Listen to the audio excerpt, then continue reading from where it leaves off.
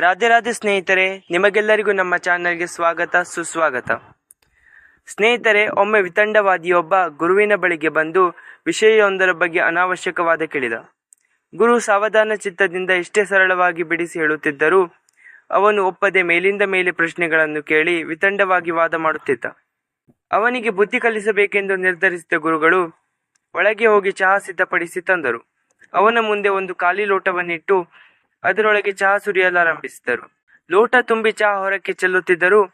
ಗುರುಗಳು ಮಾತ್ರ ಚಹಾವನ್ನು ಲೋಟಕ್ಕೆ ಸುರಿಯುತ್ತಲೇ ಇದ್ದರು. ಇದರಿಂದ ಗಲಿಬಿಲಿಗೊಂಡ ವಿತಂಡವಾದಿ, ಇದೇನು ಗುರುಗಳೇ, ಲೋಟ ತುಂಬಿದ್ದರೂ ಸುರಿಯುತ್ತಲೇ ಇದ್ದೀರಲ್ಲ ಎಂದು ಪ್ರಶ್ನಿಸಿದ. ಆಗ ಗುರು, ಅದರಲ್ಲೇನು ತಪ್ಪಿದೆ ಎಂದು ಮರು ಪ್ರಶ್ನಿಸಿದರು.